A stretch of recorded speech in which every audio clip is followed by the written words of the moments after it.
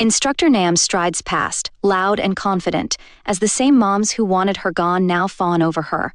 Principal Choi has no choice but to play along and laugh awkwardly, pretending the entire situation is a misunderstanding. Nam seizes the moment and sets a bold condition. She wants the authority to assign penalty points to the students. When Principal Choi refuses, Nam casually threatens to give the reporter an exclusive about the school's shady practices. Furious but cornered, Choi reluctantly agrees. Meanwhile, the Baekho moms regroup at a spa, their polished nails doing little to soothe their anxieties. Sua's mom warns them that any wrong move could destroy their kids' carefully crafted achievements. They grudgingly decide to stay the course for now. Back at school, Principal Choi seethes as she watches the reporter interviewing students. She orders teacher IM to figure out who leaked the information. She also decides the cheerleading club needs tighter supervision and sets her sights on teacher Yang. Elsewhere, instructor Nam lazes in the Baekho classroom, engrossed in her manhwa, while the Baekho kids ignore her and focus on studying.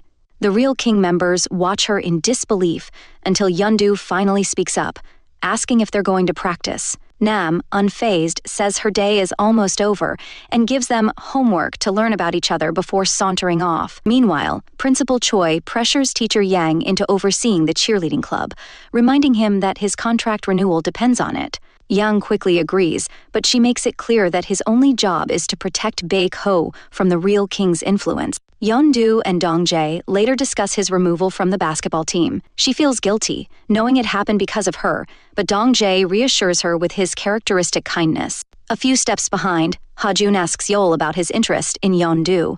Yeol grins, admitting that the more their paths cross, the more he finds himself intrigued. Hajun points at Yeondu and Dongjae, asking if their closeness doesn't bother him.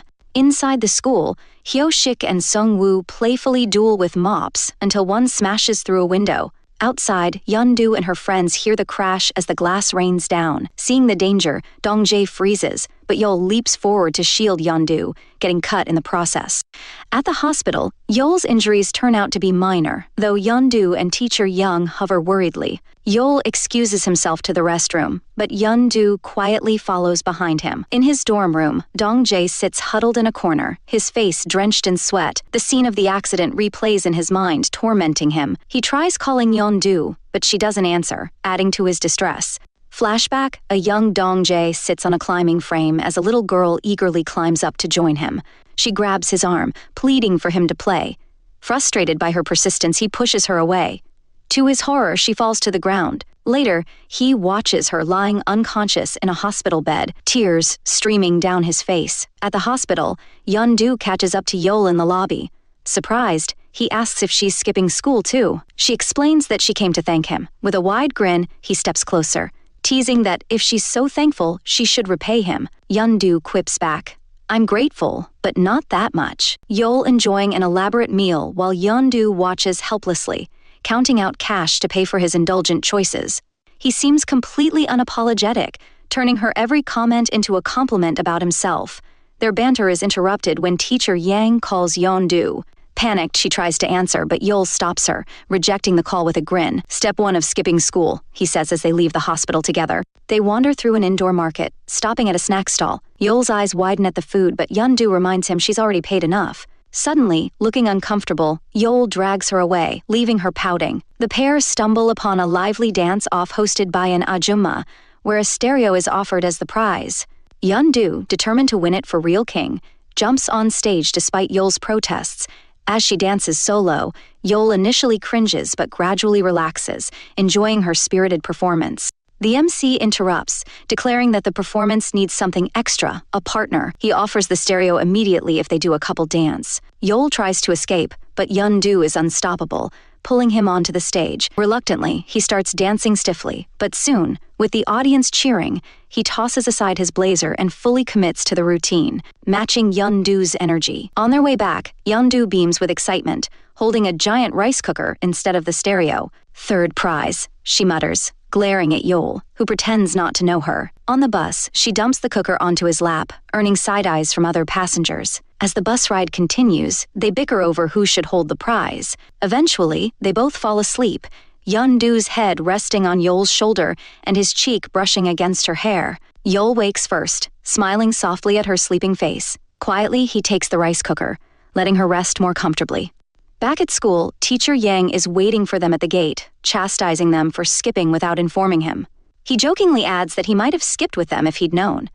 Yol holds the rice cooker, and Yang stares, baffled by its presence. Dongjae rushes to meet Yeondu, relief washing over him. She reassures him she's fine, proudly showing off her prize. Noticing a small plaster on her hand, he reaches out but freezes, unable to touch her. Later, in her dorm room, Yeondu tends to her grazed hand.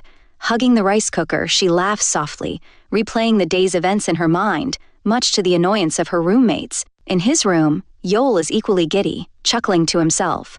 Ha-jun teases him, noting it's the first time he's seen Yol so happy. The next day, Instructor Nam makes a dramatic entrance into the gym, moonwalking to impress the students. Dongjae surprises everyone by joining the club, explaining that he wants to protect Yeondu. Though skeptical, she eventually accepts his decision. Nam is disappointed the group hasn't completed their get-to-know-each-other assignment. She assigns them jumping jacks as punishment, casually relaxing in the sun. She reassures a concerned Teacher Yang that the kids volunteered for the exercise to avoid penalty points.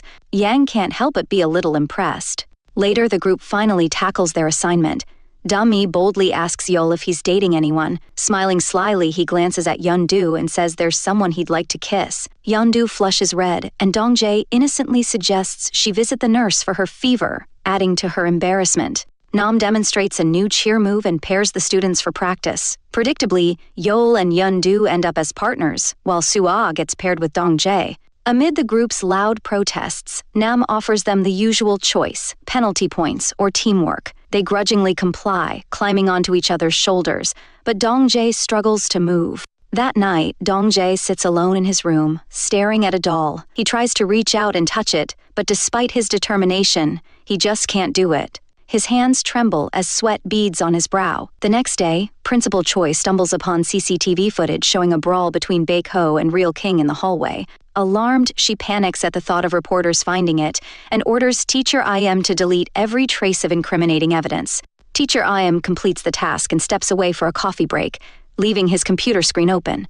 The frozen footage shows the exact moment Soo-ah discovers the bloody towel tied to Ha-jun's earlier injury. Meanwhile, Yol and Yeondu are sent to the staff room to write a report. While Yeondu excuses herself to the restroom, Yol begins wandering and stops at Teacher Im's computer. Noticing Soo-ah on the screen, curiosity gets the better of him. He plays the footage and watches her pick up the towel and head inside. The realization hits him like a truck.